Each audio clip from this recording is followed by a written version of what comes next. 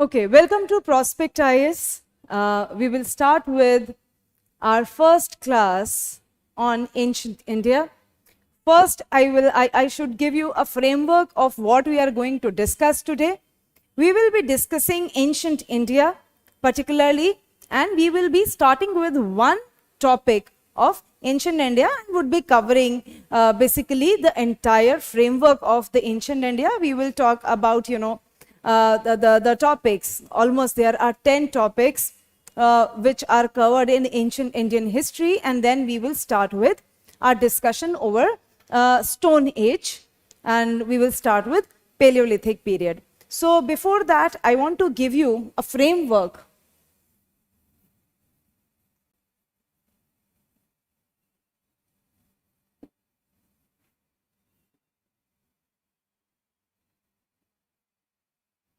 We have already discussed about ancient India in our orientation program, and we learned that how we should prepare and how we should approach Indian history in general. But and we covered ancient India in a very macro framework. But here we will talk about a little bit in more detail what are the topics that we cover in ancient India and how should we approach all these topics, because ancient India is also coincided with art and culture. So we have to look at the history of ancient India from both the perspective, though art and culture is dealt differently because there are other modern phenomena involved. But yes, with that, we should keep in mind that we have to consider the cultural aspect of ancient Indian history too. So I will start with listing out the topics, broader topics which we will cover in the due course of time. So first, as you know, is the Stone Age period.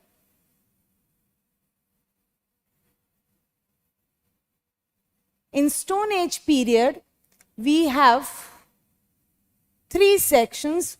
First is Paleolithic period, then we have Mesolithic period, then we have Neolithic period.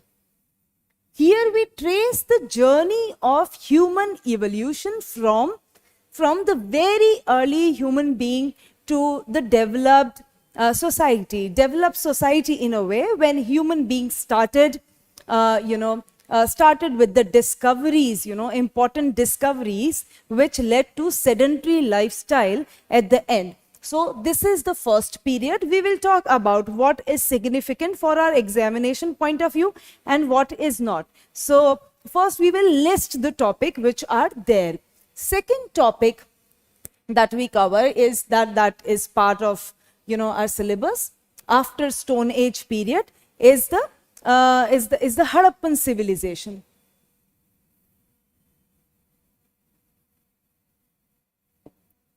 Is the Harappan civilization or the Indus Valley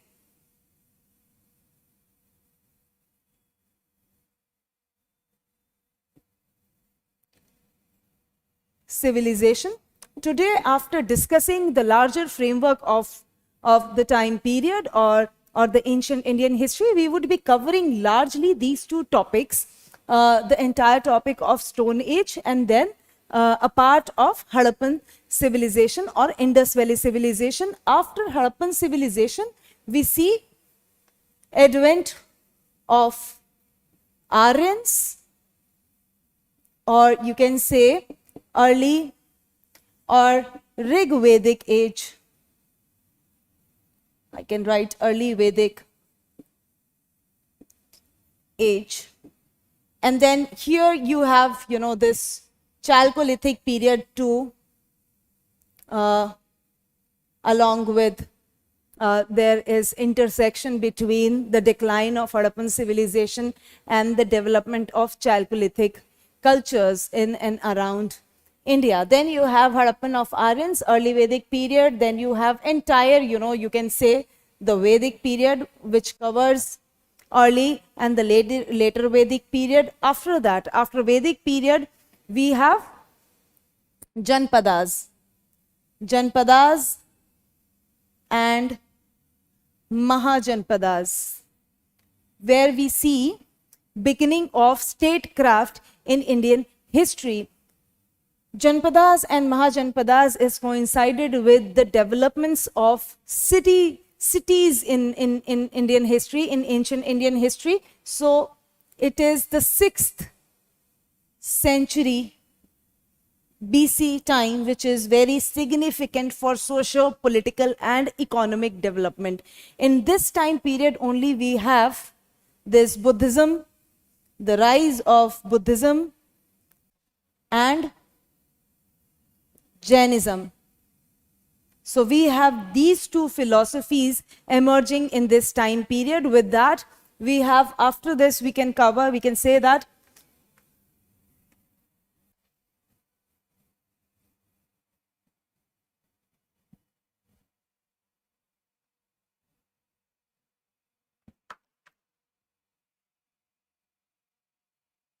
modern, then we have postmodern,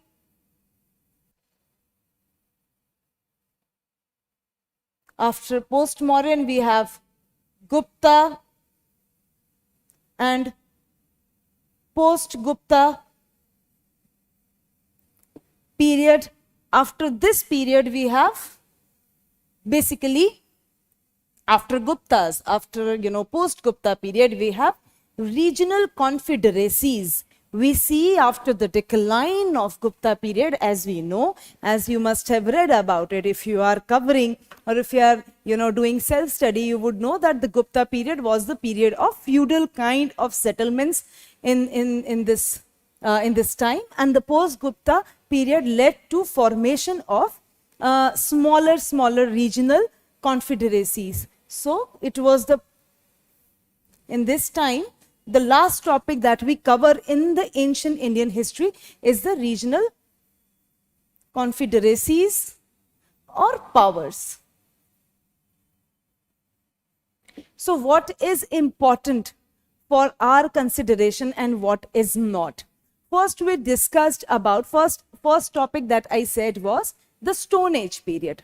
Stone Age period is very important to initiate or to develop our understanding about the ancient history, because it covers the demographic, the geographical extent of the human civilization that got developed in Indian society. And when we see the emergence of sedentary lifestyle in the Neolithic period, it comes along with the Harappan civilization. We see interconnections, though these connections are not, really established that way historically, if we say, but there are connections established in a way because Harappan history is from the proto-history period, and we are dealing with here with prehistoric period, and then there is historical connection between the two. So we don't have much evidences, but yes, there are enough evidences to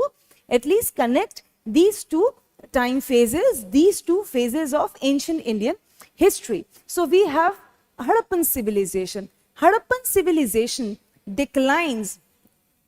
If I give you a framework here,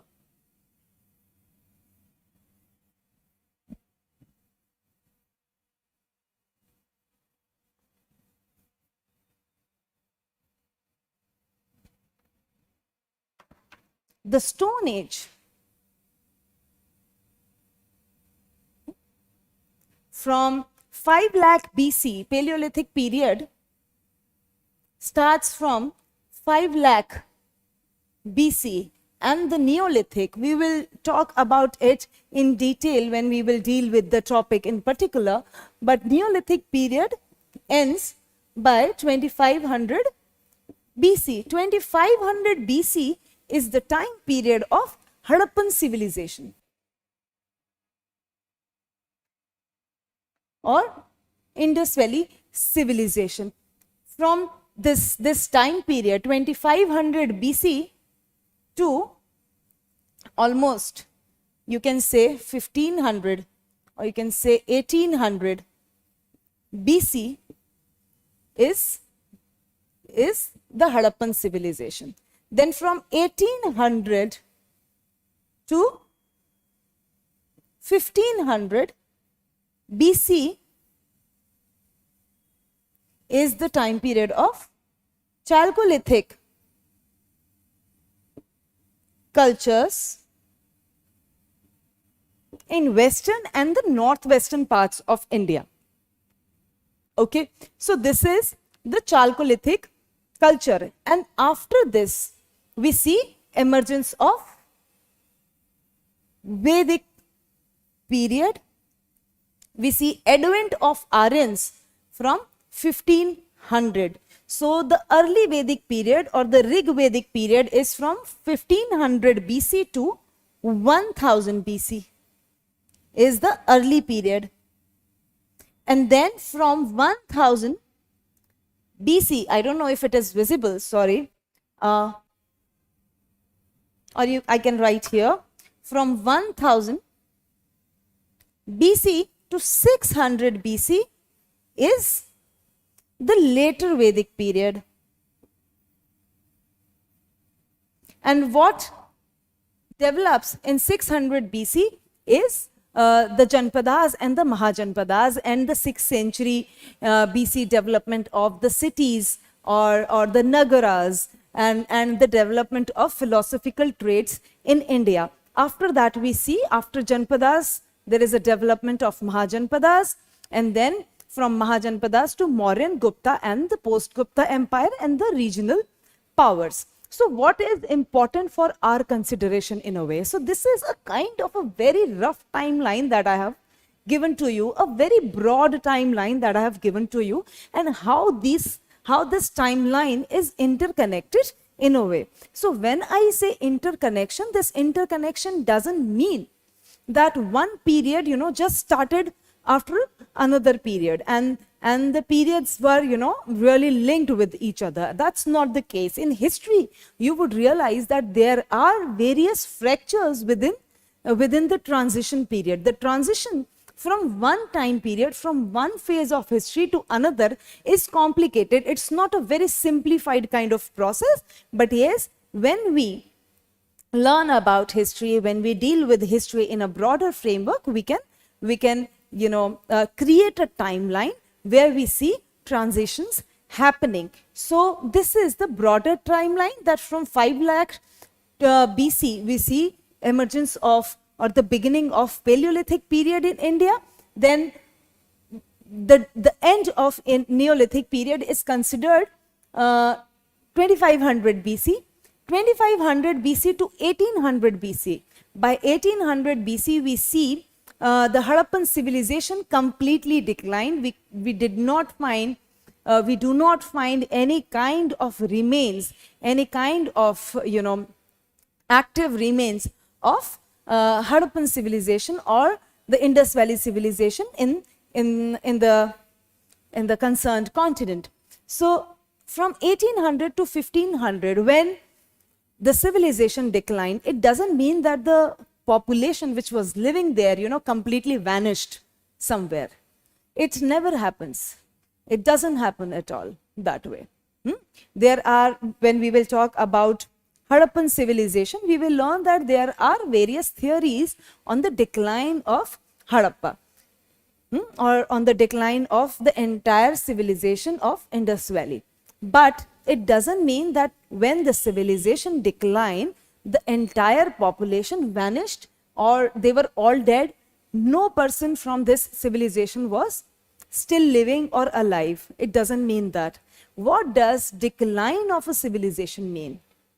How do we see decline of a civilization? When we talk about this time period from 1800 to 1500 BC, it means that the civilization was declining in a way that the civilization which was based on, which was framed on urban setting was declining, and then it was returning back to a village setup. It was returning back to village setup, and people migrated to different regions. From Harappa, people migrated to the northwestern borders. People migrated to present day, you see Rajasthan, to the Afghan borders, and to the Ganges. They also migrated to the Ganges. So the people started spreading to vast area because of, there are several theories about it. So at this time period, because a civilization was already under play, and copper was already, copper became, already became part of everyday life of a human being by then. So we see emergence of small cultures all around the subcontinent, all around the parts of Rajasthan, present day Sindh area, and the time where Harappa was located, and around this Indus River and around the Ganges too, we find development of smaller cultures, which are called as largely called as Chalcolithic cultures. We will talk about the smaller cultures that were there. Then we have from 1500 BC, we see advent of irons to the part surrounded by Indus and the Ganges. Okay, so 1500 is another important time period when a new migration, a new strand of migration was happening to India, and Aryans came to India. So from 1500 to 1000 BC, from 1500 to 1000 BC, we have early Vedic period or the Rig Vedic period. From 1000 to 600 BC is the later Vedic period. Okay, so it's the later Vedic period. From 1500 to 1000 BC is the early Vedic period. From 1000 BC to 600 BC is the later Vedic period. Here we have reached to 600 BC. 600 BC. 600 BC is the another landmark time period to frame or to understand ancient history of India. Why it is important? Because in this time period only, in 6th century only, we see an emergence of smaller cities, emergence of smaller urban spaces. Though they were in their very, rudimentary kind of development, they were not, just like present day cities or urban spaces. They were not like that. But yes, they were in the process of transformation, and they were how do we define urbanization in a way? The urbanization is defined on the basis of rise in terms of population, rise in terms of social mobility in terms of or the demographic mobility of the people, and increased trade networks. And how do we find this increased trade networks? Trade networks increased from Harappan age, and then then we see increased trade activities, though increased in a way relatively, not increased. Increased doesn't mean that there was established network of trade, but yes, even in the Vedic period we see Dakshinapath and the Uttarapath kind of connection in the entire time period, which got solidified, which got strengthened in the Mahajanpada time period. So 6th century is very important date, because first thing we see urbanization at a very rudimentary, at a very basic level. Second, development of philosophical traits in India. We see development of Buddhism and Jainism in India. And the third thing was emergence of Janpadas and Mahajanpadas. 16 Janpadas emerged in India. And say after 6th century, 6th century created a base for the larger political, social and the economic developments in the country. So after 6th century, we see a development of modern statecraft, post-modern society and political changes, then Gupta and the post-Gupta period, and then finally the development of regional powers in different parts of India. which is from 600 CE Common Era to 1200 CE, which also, which then transitions to the early medieval period. So this is the larger framework that we have. Now, what is important for our consideration, for our preparation, and what we should prepare, what we should skip, or we can skip? Can we really skip anything?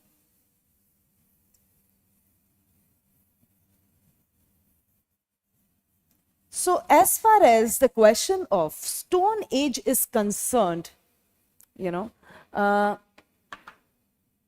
first topic that we would be talking about, Stone Age, as I said earlier, is kind of a foundation to know about ancient history of India. It tells us about the geographical reach of early Indian civilization. So Stone Age is important for our understanding, but it is not really important from the examination point of view.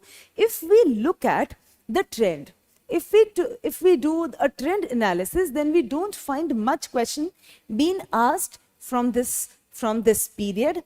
Second period, as we say, is the Harappan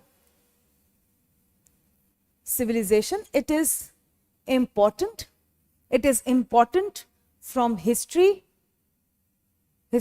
point of view, and plus cultural point of view. This is important from both the perspective. If you do the trend analysis, if you have analyzed previous year question papers, you would realize there are questions are being constantly asked from this time period, with few breaks in between.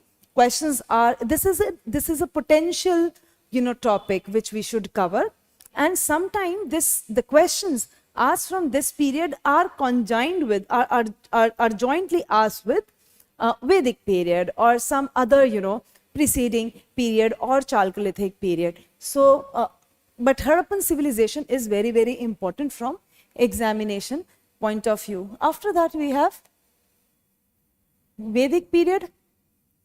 Vedic period is very important. We cannot leave it. After Vedic period, we have 6th century BC. Urbanization. It is important for our understanding, but it is not really important for the examination point of view, because when we cover the 6th century, we kind of formulate our understanding for the further developments which are which became explicit in the Mauryan and the post-Mauryan time period. So this is not that important, but we should not leave. We should not go into much depth of this topic, but yes, we should have a clear idea of what happened in the 6th century BC. With that, we have Janpadas and Mahajanpadas. This time period, though, it is very, very important from the historical point of view, because it was the time when the political changes were happening rapidly, and the society and the political structure was expanding in the entire subcontinent. But no question has been asked from this topic till now. But yes, this topic should also not be left out like that. It should be considered, it should be read very well. You should form your understanding. But yes, till now no question has been asked, particularly from Janpadas and the Mahajanpadas. After that, you have this Buddhism and Jainism. Both the philosophies are very, very important, generally 2 to 3 questions, and sometimes ranging to 4 questions when they are asked in conjuncture with or jointly with some other topic. So this topic is very, very important. After that, you have Mauryan and post-Mauryan. What is important from this time period is the social and the economic changes. not political history the way, not a very clear kind of political history is being really asked after the change in the syllabus, but yes, according to my assessment, I feel that this period, the political history, social history, and the economic changes which were happening at this time period are very, very important and can be, asked in the future course of time. After that, you have Gupta period, Gupta and post-Gupta period. Similarly, this time period also led to wider social changes, and it was the time period when you visualize or you realize that a lot of social inequalities proliferated in this time period. बहुत सारी social inequalities जो हैं वो आ जाती हैं. Many social inequalities, whether it is on the basis of caste, whether it is on the basis of gender, or kind of sectorial configuration, you see that many complications were happening, many upjatis were coming, subcaste were getting formed in this time period. So this time period is very, very important from our point of view, and it is also very important for cultural point of view, because though it was the time period of, it was time period of social complications and kind of social degradation of the status of lower castes and the women, but it was also kind of a very golden period. Golden, I am saying in inverted commas, because the British, denoted this term to Gupta period, that it was the golden age. It was the age of bigger changes or the better changes. The better changes, why it was called golden time period? Because we see proliferation of various cultural activities, proliferation of literary works. So from that point of view, it is very, very important for cultural, from the cultural perspective. So after that you have, because here we covered 9 and 10, so here we have regional powers. So regional powers are also very important, because that will lead us to transition, this will help, the understanding of regional powers will help us transition from ancient period to early medieval period. So that is why this period is important. Okay, so this is the framework that we should keep in mind while preparing for ancient Indian history. Okay, so I gave you a broader framework of what ancient Indian history covers and what is important from the examination point of view and what is less important in terms of questions, but important for development of understanding. Here I have certain assessments or suggestions for you all.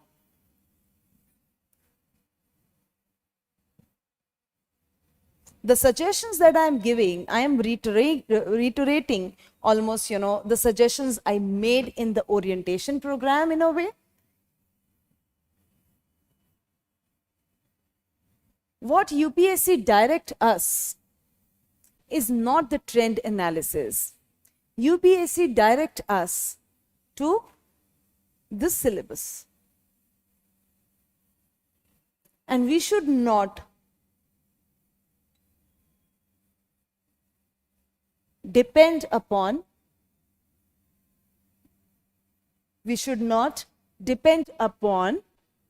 trend analysis. Not depend is important. I am not saying that you should not take, hints or kind of knowledge from the trend analysis done at various levels by various, experts.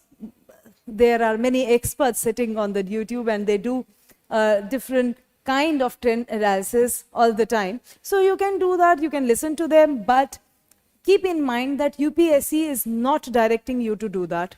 What UPSC has given is the syllabus, and in the orientation program, you can also watch orientation program, and link would be given below. We discussed about it, that why we should be, you know, very, very careful in setting up our strategy to clear the exam. One or two questions are very, very important in case you feel, you know, that the political history is not important.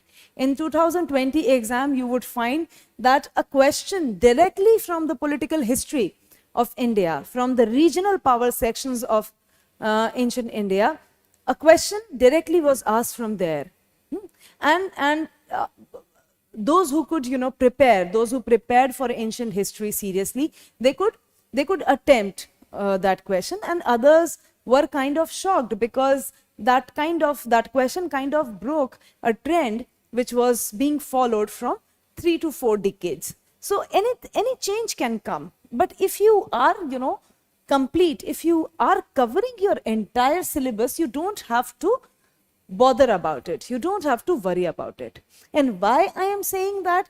I am saying this because you are investing your precious time to this examination, and it is very, very important that you find a proper strategy, a proper way, a proper roadmap to prepare for the examination. So what you should stick to is the syllabus, and we elaborated, we, you know, kind of unfolded syllabus in the orientation program. If you want to know that more, you can, if you want to know more about it, then you can go to that link and revisit the entire thing. Okay, so now I will start with Paleolithic period or the Stone Age.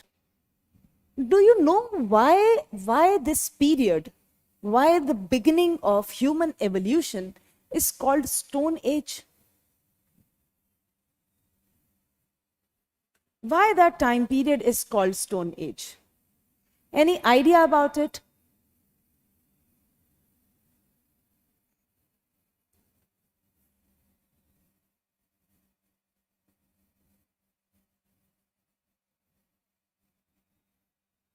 Because survival of the human being was based upon stone tools.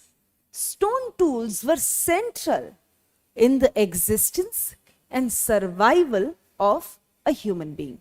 So that is why it was a very important, you know, very important development, very important element, a central element in the existence of human being. That is why this time period was called Stone Age. Stone Age is divided into, just let me clear, you know.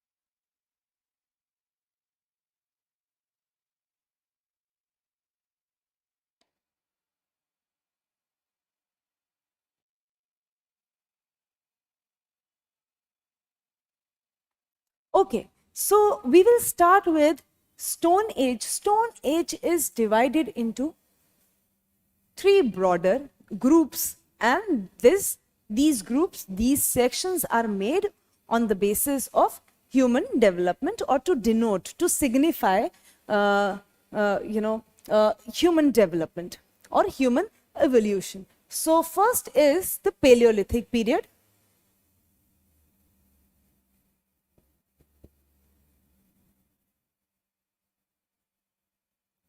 Paleolithic period is from 5 lakh BC to 40,000 BC. No, please cut this thing, cut this thing.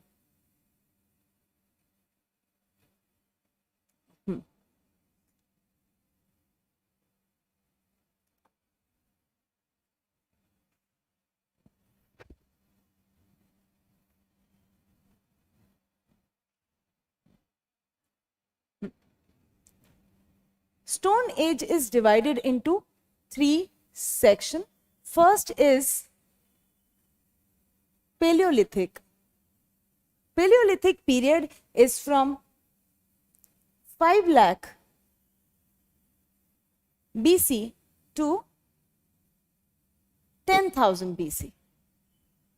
Then we have Mesolithic period from 10,000 BC to 4,000 BC. And after Mesolithic period, we have Neolithic period,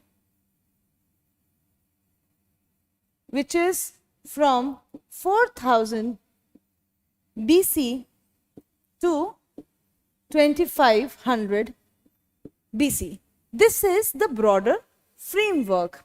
You all know that Paleolithic period is further divided into 3 phases, which is lower Paleolithic period, middle Paleolithic period, and the upper Paleolithic period. So now I will give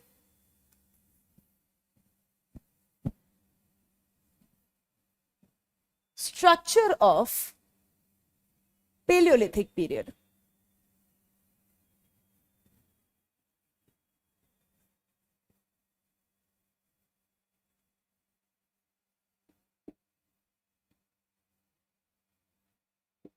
Paleolithic period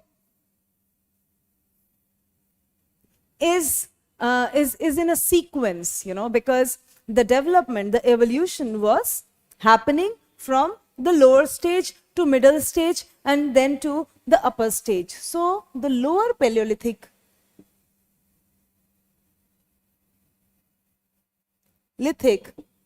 is from 5 lakh BC to 1 lakh BC.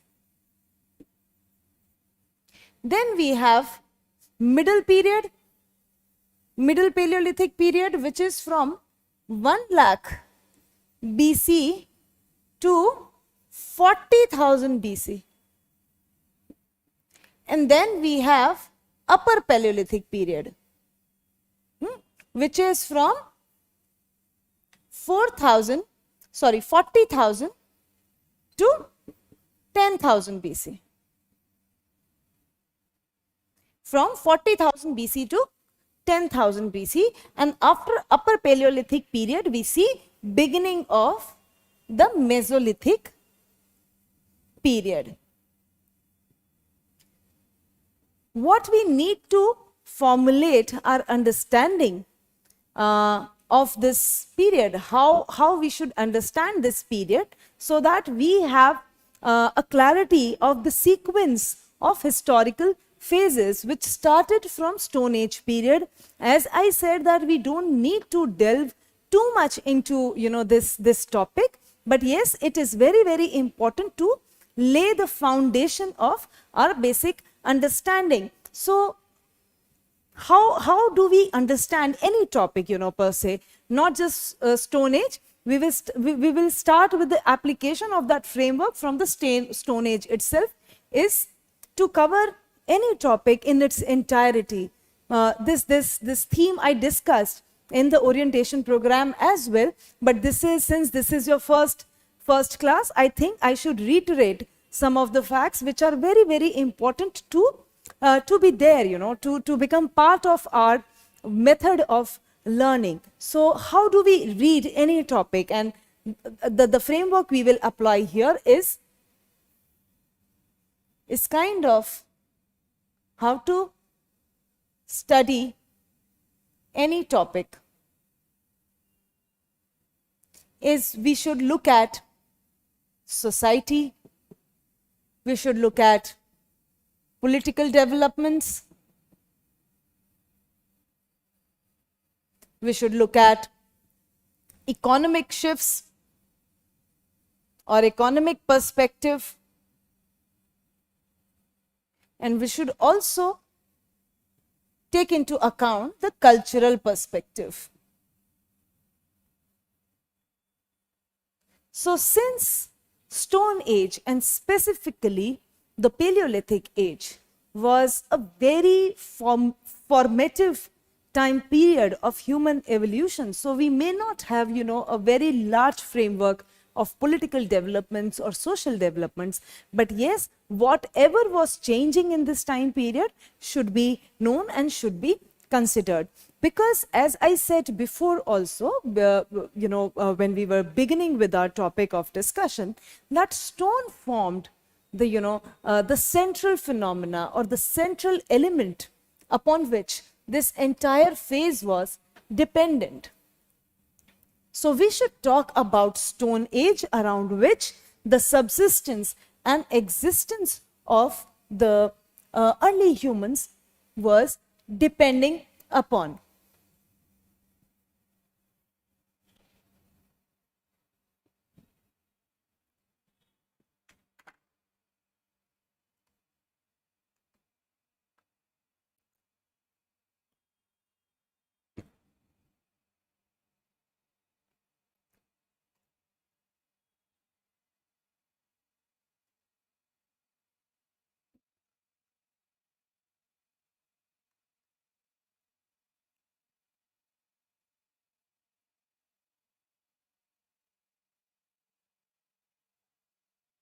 Okay. Stone tools. There are two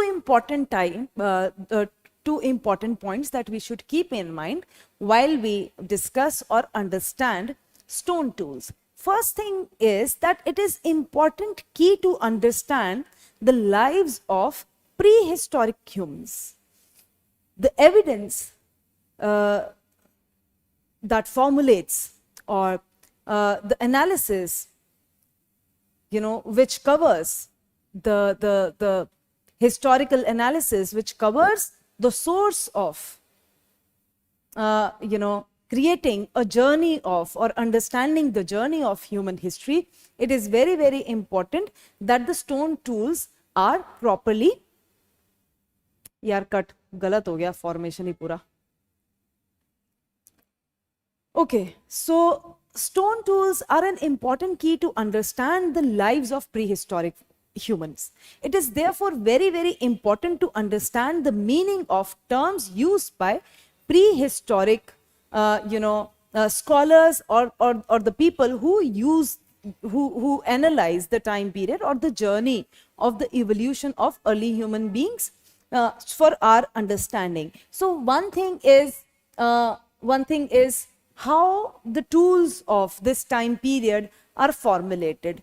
We see these tools are divided in terms of core and flake.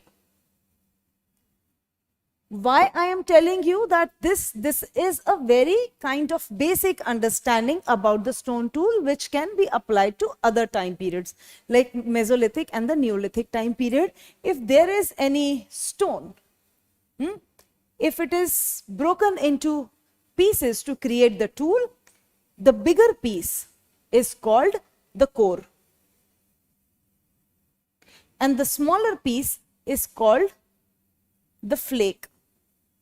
And this is the structure upon which this industry, this making of stone tool was based. When I say industry, it doesn't mean that I am talking about the modern formulation of industry.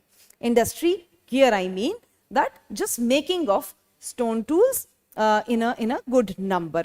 So this is, the smaller pieces are flakes and the bigger piece is called core, and this process of creating smaller stone tools is called flaking too.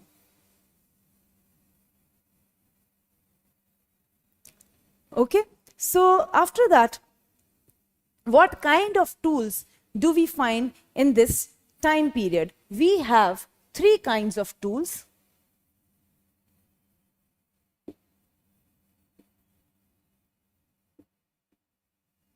First is pebble tools. Pebble tools are simply made from pebbles or the stones which are rounded in shape. Second is chopper. Choppers are it's kind of a wavy cutting on both the side to chop or to slice something. And then you have cleaver, and yes, we also have with that hand axes. These are the three main categories which formulate part of Paleolithic stone tools. Okay, so what was the basic difference that we see from Paleolithic stone tool formation to Mesolithic and to the Neolithic? First thing that we should keep in mind that it was the very early phase of human development or human evolution. So the tools which were formed tools which were formed at this period of time were not were not made with precision. So first thing is we see that the shapes were irregular. They were not regular shapes. Why they were irregular? You can use your common sense and realize that when human body was evolving, the grip of the hands was not really good. So they used to keep the bigger kind of tools. So they were, you can say that they were, of this shape or of this shape, and they were not really sharp. They were of irregular shape. They were kind of rounded and bigger in shape,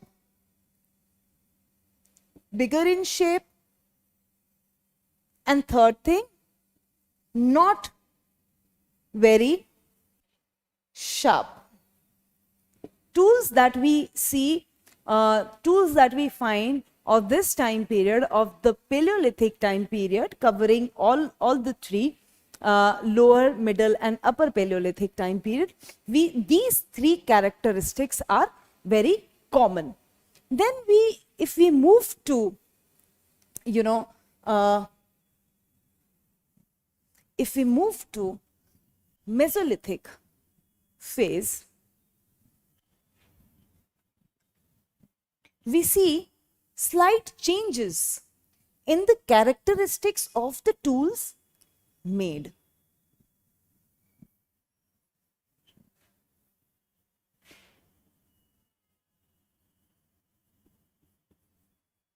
Mesolithic period.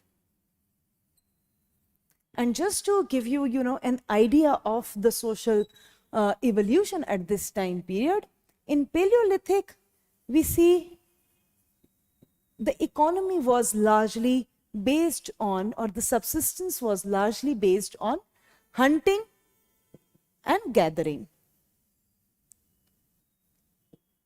Hunting and gathering. So you can realize that the subsistence level was at the very basic level. So you can realize the tools, the kind of tools that would have been used. After that, we see in Mesolithic period a shift came into being, that was domestication of animals.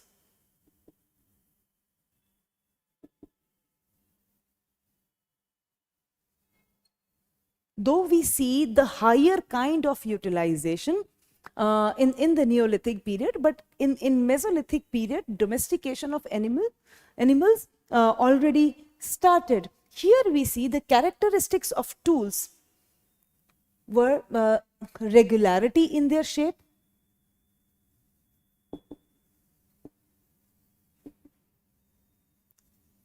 the shape of the tools was generally rectangular, you can say.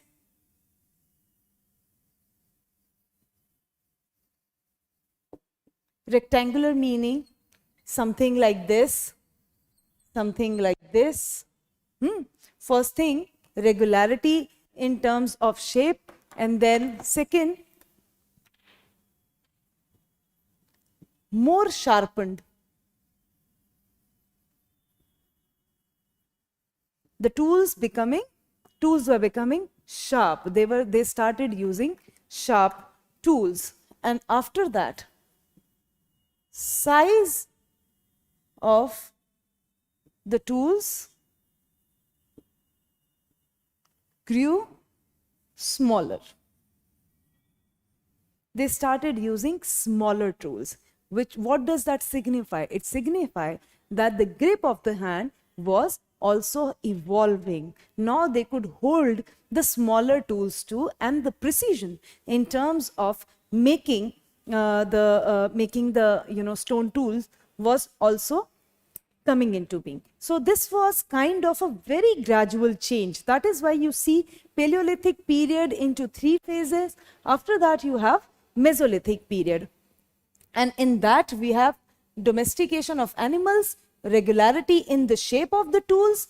They were largely rectangular, more sharpened structure of the tools, and the size of the tools was also going smaller. So what kind of tools were used at this time period? What kinds of tools would have been used by this period of time? It was called microlith. Microlith were small, flaky, sharp tools.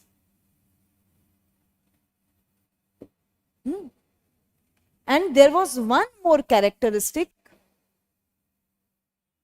which is really significant, because they already started with the domestication of animals, and they had a added advantage of the domestication of animals in terms of, because the agriculture by then was not really in vogue, but because animals were there, so they could use their bones. So we find use of bones and wood in the stone tools. So we find this kind of shift, this kind of change in the making of tools. After that, we see a bigger change occurring in here it is 5 lakh to 10,000 BC, 5 lakh BC to 10,000. This is from 10,000 to 4,000 BC. And here from Neolithic, from 4,000 BC to 2,500 BC. Now, in Neolithic period, bigger changes were taking place. And bigger changes in terms of society, in terms of economic structure, because life was now developing on the lines of agricultural setup, on the lines of sedentary lifestyle, and how it was happening. So here we see that hunting gathering was there, domestication of animals started. Here we see agricultural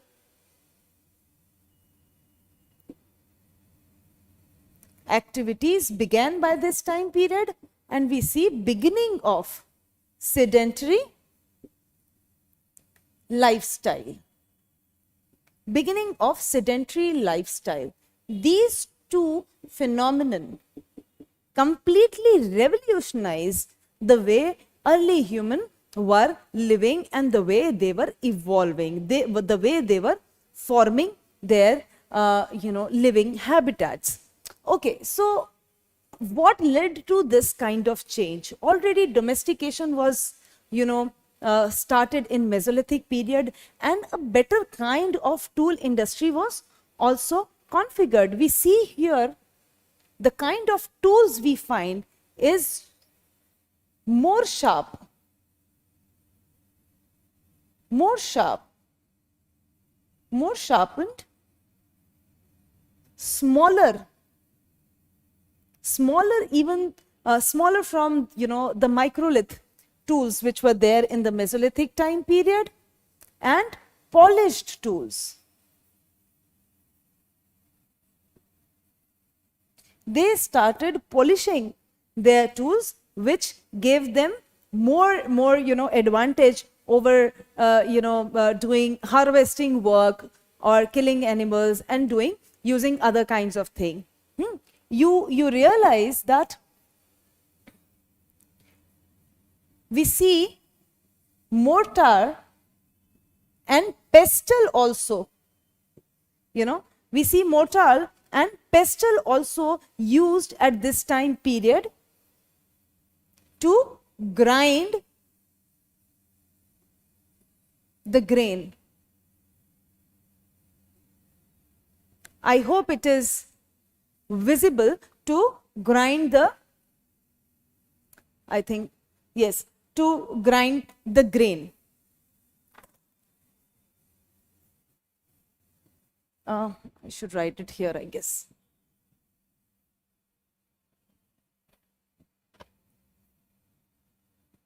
In Neolithic, I am saying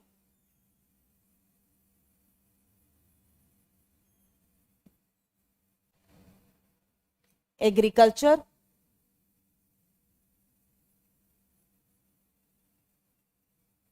settled lifestyle, smaller, sharper, and polished tools, polished stone tools. We find remains of mortar and pestle to grind the grains,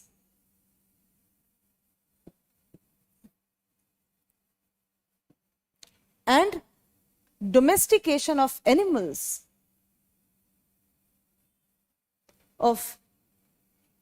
which started in Mesolithic period, now utilized. It was now utilized. This development became even more useful in Neolithic period, because now they started using cattle and the other animals for agricultural activities.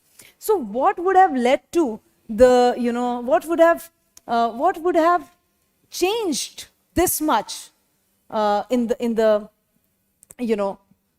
how this change could have taken place? Because if you see the shift from Mesolithic to Neolithic was revolutionary, was very stark, and it completely started off with the proper human lifestyle. So what were the factors which led to such kind of change? So the agents of change were discoveries. Discovery of fire, discovery of wheel. It it helped in agriculture and pottery making. We find painted pottery, painted or ornamented kind of pottery in this period. Rice, wheat, and pulses became part of staple diet. people started eating rice, pulses, and wheat on the regular basis, but it doesn't mean that the earlier forms of their survival, earlier forms of their subsistence were not in practice. Whenever such developments happen, whenever such changes, the changes in the processes and the lifestyle of a human being take place, they are always at a gradual pace. These changes are not, sudden. They cannot be, kind of, stark, in a way that one period completely changes into one another period, and one period can be clubbed into a very watertight kind of a framework. So we see, even in Neolithic period, people kept on doing hunting gathering.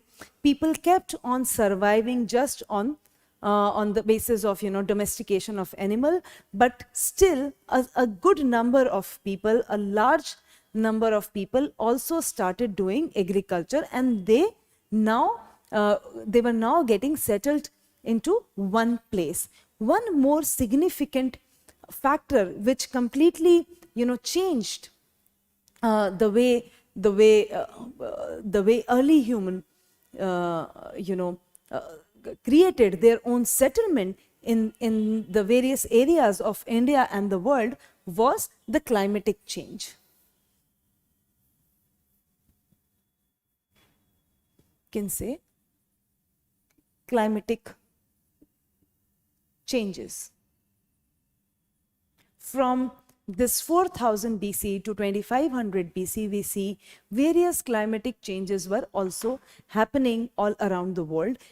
And what were the effects of this climate change? First is the weather became warmer.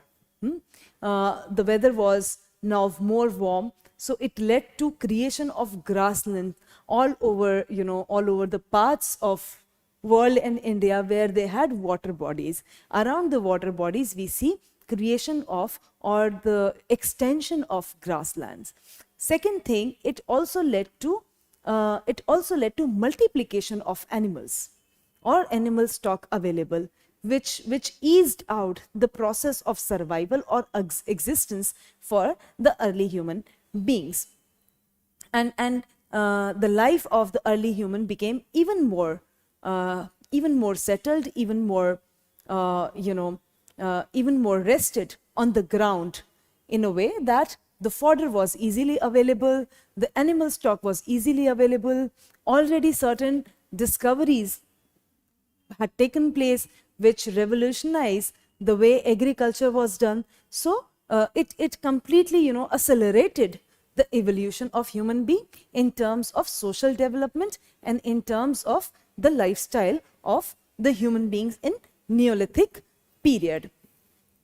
Okay, so this was the Stone Age.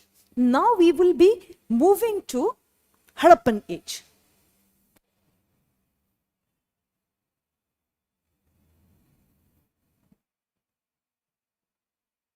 Okay, I will take a break here.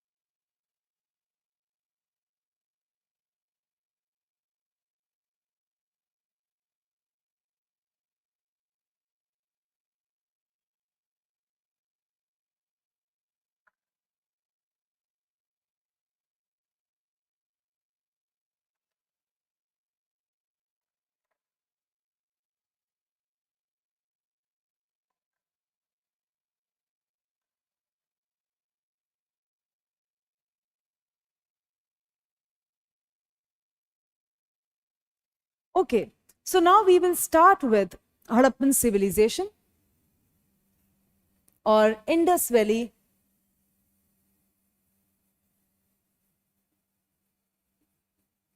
civilization. As you all know, Indus Valley civilization, why it is called, why it is named on Indus Valley, or why it is called Harappa. The time period that we have is from 2500 BC to almost 1800 BC. Sometimes people also, consider it to 1700 and all, but according to radiocarbon and the widely accepted time period, it is this, because by 1800 BC we find that the civilization completely declined. We don't find any trace of Harappan symbols or remains of Harappan civilization by 1800. So now the question comes, why it is called Indus Valley civilization?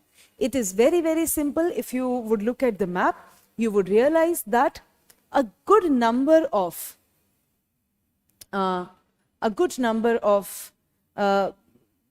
centers of civilization were located around the Indus River. But if you would compare the number of centers located around the river bank area, you would realize that the Ghaggar Hakra river banks, or the river area covered by the Ghaggar Hakra, also argued as around the Saraswati river, is relatively high. The number of centers located around the Ghaggar Hakra river bank area is relatively higher than the centers around the Indus Valley. But it is named on the Indus Valley because the former number of, or the earlier centers which were excavated by the archaeologists were centered around the Indus Valley. And Harappa and Mohenjo-daro are the two centers which were found around the Indus Valley river system. So first we are talking about the name, why it was called Harappan civilization, because according to the tradition followed by archaeologists, the first site becomes important in terms of naming the entire civilization. Harappa was the first location or the first center of the civilization that was found. So the entire civilization was formulated on this basis. So what is important here for our understanding, from the understanding of the UPSC examination, is how Harappan civilization is understood. What are the characteristics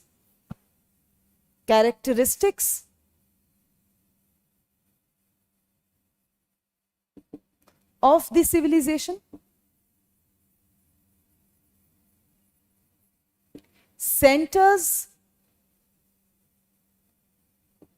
of the IVC, its connection with the wider world, and comparative understanding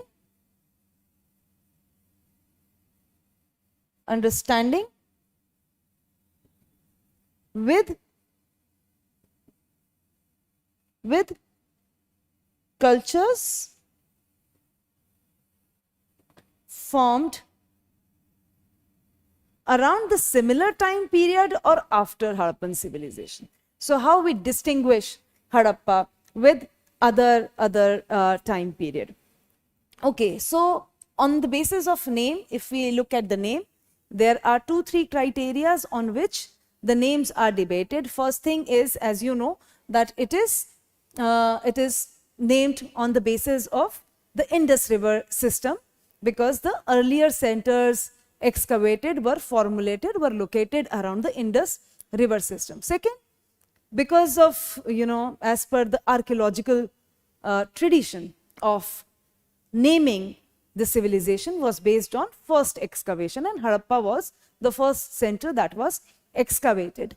But there are logics given on the basis of the relatively higher number of centers of this civilization located around the Ghaggar Hakra or the Saraswati river system, which is not much taken into account because these two names are already into vogue. Some people, some scholars also tend to call it copper civilization or bronze civilization also, but the Harappan and the Indus Valley civilization names are more commonly used. Now, moving directly to the characteristics, it is very, very important that we understand that how the time period following this Neolithic development, how the evolution and how society changed, how economic structure changed from the later period of Neolithic period to the Harappan times. The Harappan time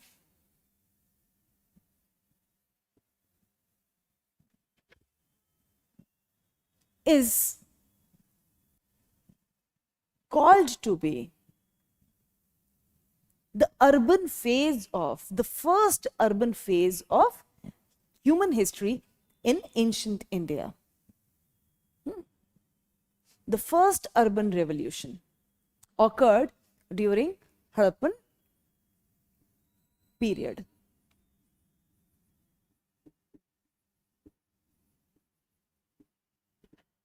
So if we look at the characteristics,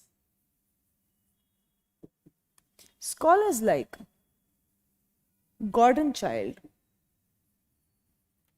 called it urban revolution. It is very, very important that we understand the characteristics of the civilization in general, and then we move on to particular centers or centers of the civilization one by one. So how it was called urban revolution? First thing that we see is the urban centers or urban spaces. Urban spaces emerged. What leads to emergence of urban spaces? First is the density of population. Density of population. Higher number of people living in a particular region is higher number of people living in a particular region marks the characteristic of urbanization. Second is the social stratification. When a big number of people live in a particular region or a village or a city area, you would find that the society is categorized, stratified into various sections, both vertically and horizontally. Third that we see is the formation of public spaces where gatherings used to happen, where collective rituals or ritual bathing and other processes used to take place. We see trade networks within the center of the civilization and outside that too. When we talk about social stratification, there is a ruling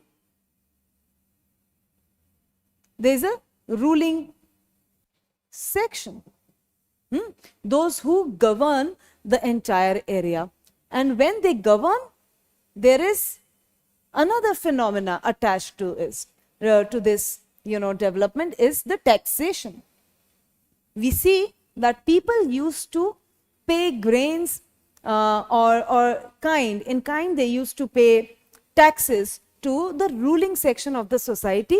Since this is also the time period that we are considering is part of a proto-history, we do not have much written accounts of this time period. A very scarce written accounts of the Harappan history is located or found in the contemporary civilizations of the time. So the entire analysis of this civilization is based on archaeological excavations and findings. So how this kind of social stratification and taxation is visualized and understood is based upon 2-3 important or significant structures that were located. First is the towns. When we will talk about towns, we will realize that the towns were usually divided into 2 sections, and some of the towns were also divided on the 3 levels. First level used to be located on the higher plateau area, second was on the middle part of the city area, and the third on the outer or the outskirts of the region, and sometimes the upper area and the lower area. This is how towns were divided or segregated, which defines kind of social stratification working at that time.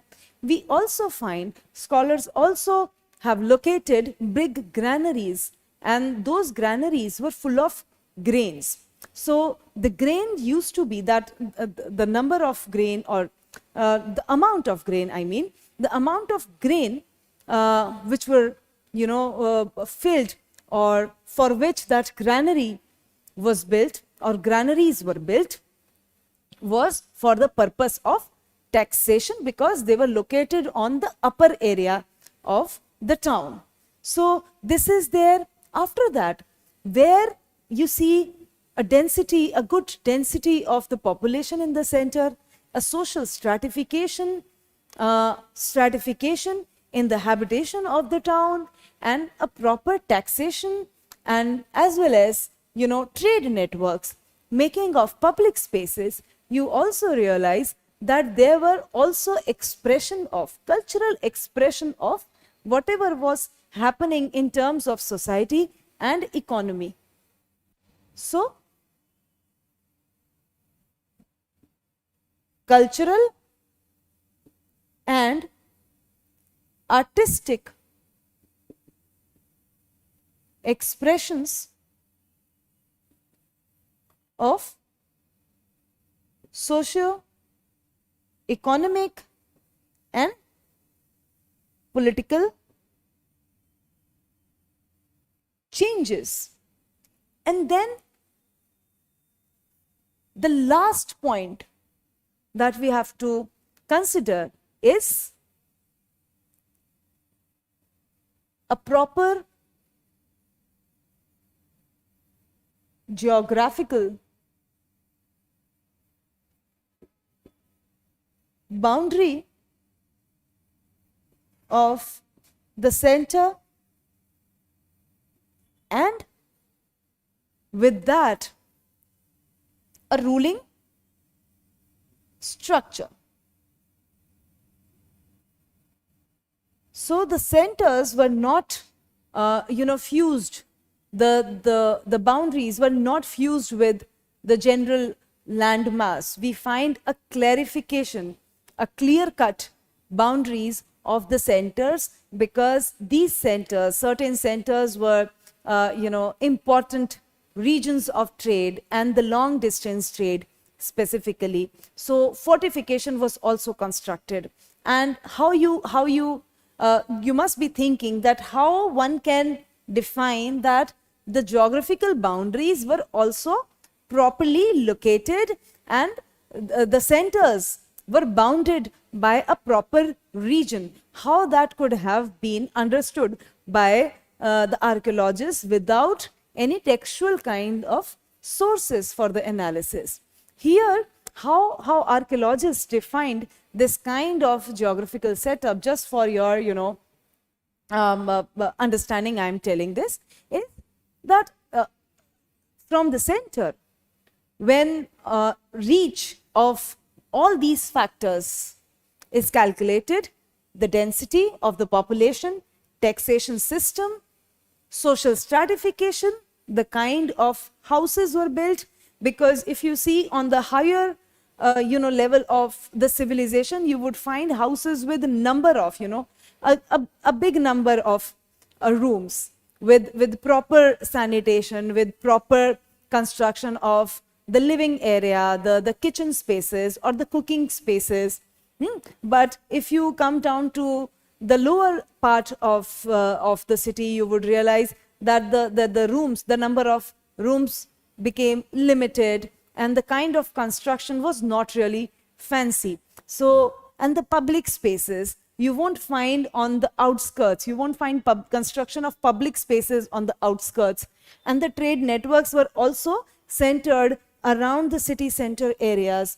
And the artistic expression also fade away when you move away from the center. So this is how boundaries of these geographical locations were marked by the archaeologists. So these are the factors which define Harappan civilization, which explicates what forms Harappa, what forms Indus Valley civilization in general, and why it was called the first urban revolution. This is the first urban revolution, and the second urban revolution took place in the 2nd century BC.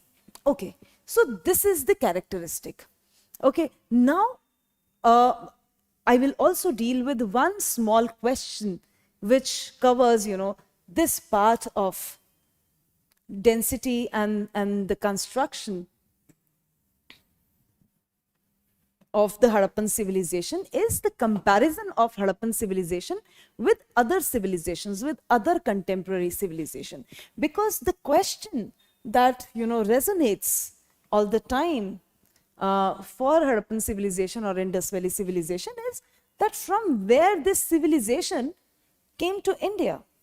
Because when archaeologists or the British officials, like British officials, when they started talking about Indus civilization, there was no trace of civilizational, development before that.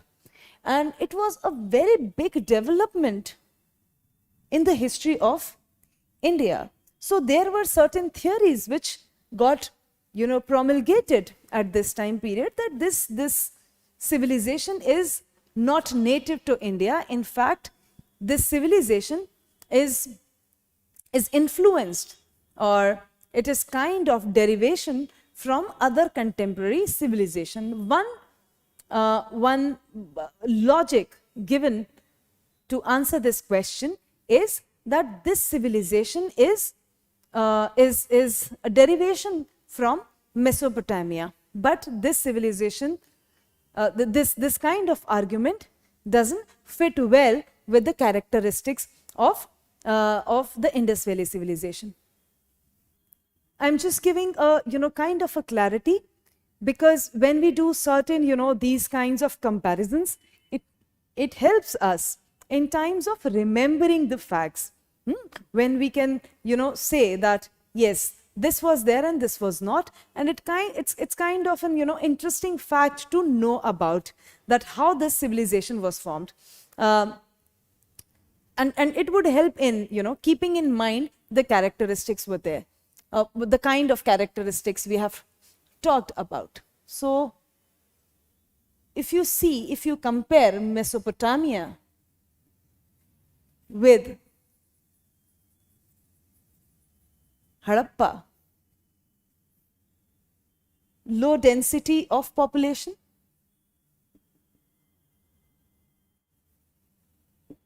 and here we see high density of population. Here, the structure of urban setting was not really clear, and it was not well arranged. It was not organized. Houses were not organized. But here, as you all know, that they had their own way of organizing cities, for which Harappan civilization is famous for. So, well organized cities. Here we see lack of drainage system. But here we had proper construction of drainage system. So if this civilization was derivation of Mesopotamian civilization, these characteristics could not have been there. It was not possible to derive, these characteristics which were not present in the parent characteristics. So there is a clear kind, division between the two. So it would be better that we start with, in the next class, we will start with the map work for Indus Valley civilization, because without map it is not possible to, properly learn about the geographical extent of this civilization.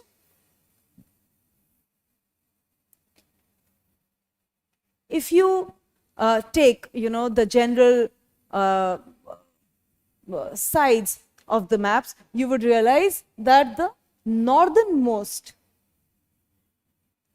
IVC center is Manda, which is on Chenab river.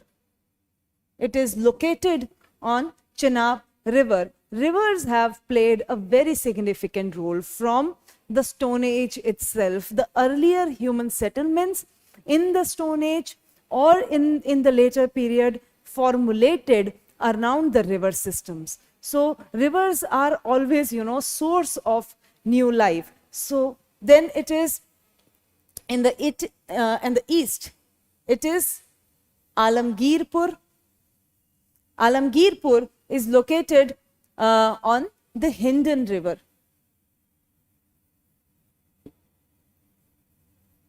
Hindon river. The southernmost center of Harappa is Daimabad, that is on Godavari river, and the westernmost center of the IVC is Sutka Gendor. It is located on Dashak river. It's a tributary on Dashak river. So this is the broader framework of Harappan centers. Okay, so now we can start with the first characteristic and the most talked about characteristics of the Chenab of the Indus Valley civilization.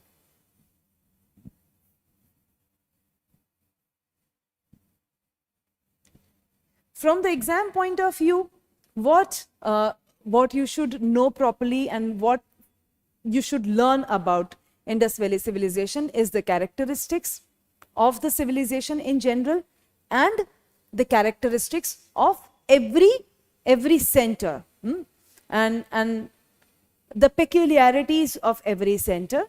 For example, there are centers which were known for bead industry.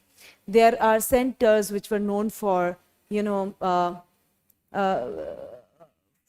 the precious metals, or excavations where they found hoards of precious metals, and centers where pottery, granaries, or copper elements and other things are found. So these centers should B should be known and should be understood in a way. You don't have to, cram all these facts. If you would relate the geographical extent of the civilization with the, kind of development, social developments were happening at this time period and the nature of geographical settings, you will gradually grasp and understand these kinds of facts which are associated with the centers. So first we will talk about characteristics of urban, characteristics of IVC urbanization. What kind of urban setup was there? Okay, and I would like to shed light upon certain myths which are being created, by citing one thing again and again and generalizing certain facts.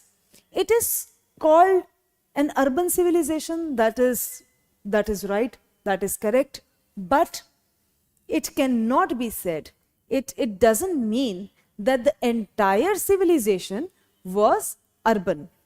There was no trace of villages. It is completely misleading to understand. And this is very, very important when you look at the pattern of the questions which are being asked in the examination. If they ask that the entire civilization was urbanized or all the centers of Indus Valley civilization were urban, that is not true. But yes, a good number of centers were urbanized. So not all the centers of IVC were urban in character. And if you look at it deeply, you would realize that it is not possible, it is not feasible, because urban centers are always dependent upon the non-urban centers. So we also see existence of village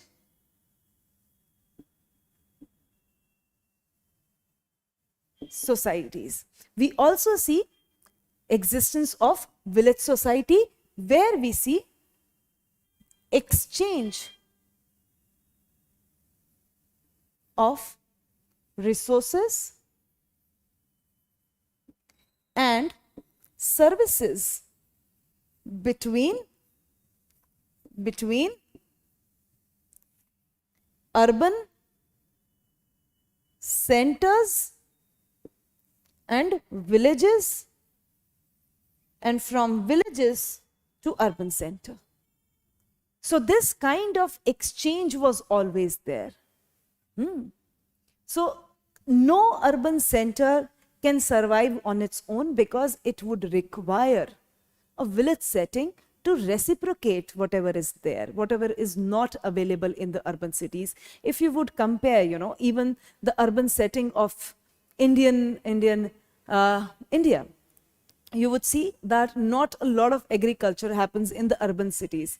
The food and the agriculture products are taken from the village areas or the less urbanized areas. And in return, what urban centers offers them is the better infrastructure, education, and many other things. So this is kind of a reciprocatory nature. It is also said that the streets of the Harappan civilization always cut each other on the 90-degree, which is true to some extent, but it doesn't mean that all the streets used to cut each other used to intersect on 90-degree. That's not possible, but yes, the streets were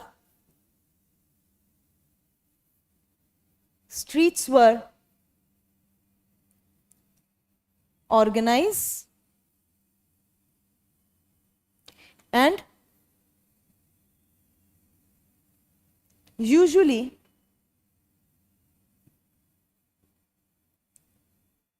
intersect at 90-degree. It doesn't mean that all at 90 degree. It doesn't mean that all the streets were intersecting at 90 degree. Okay. Another important characteristic is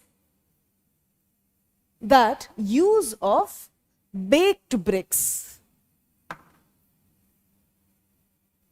Use of baked bricks. We see use of baked bricks in urban centers. We see use of baked bricks in urban centers, but villages continued to use unbaked bricks as well.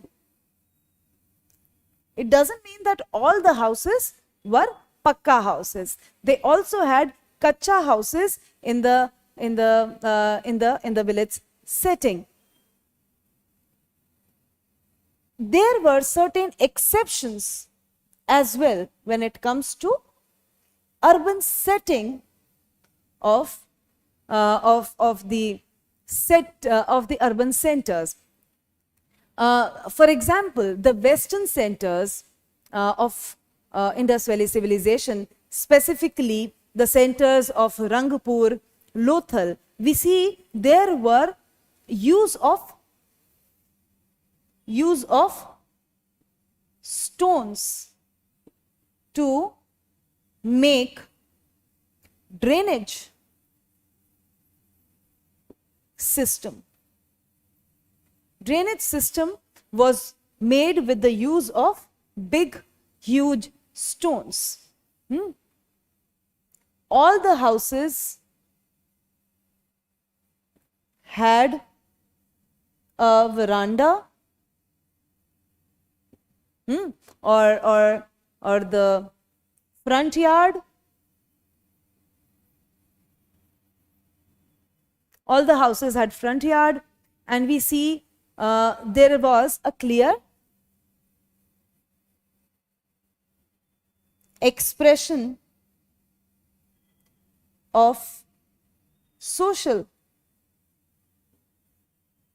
stratification in terms of the construction of houses. The way houses were constructed expressed social stratification in a way that the nobles and the officials had better kind of, the construction. The number of rooms were higher, and the common people had very normal kind of construction, where they used to have 2 rooms and a front yard and cooking space. So these were the basic characteristics. Besides, they used to do plaster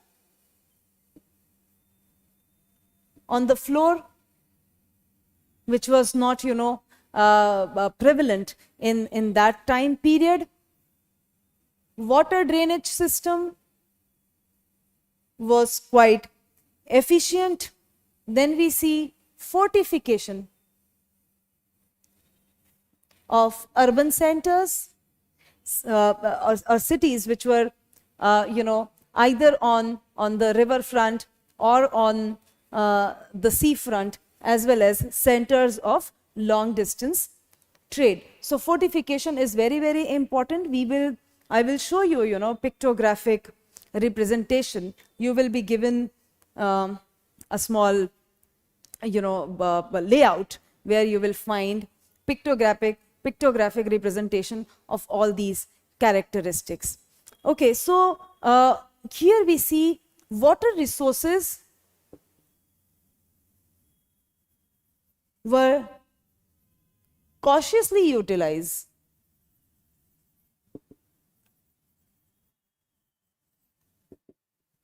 were cautiously utilized for trade purposes, be it on the riverfront or the seafront, and they were also very well maintained. So now I will, end today's lecture here, and we will discuss Harappan civilization in detail in the next class. Hope you understand everything. If you have any question pertaining to any part of the discussion which we covered today, you can write to me, you can write to the official email ID of the Prospect IS, and I hope you will be with us in the next classes also. Thank you very much and goodbye.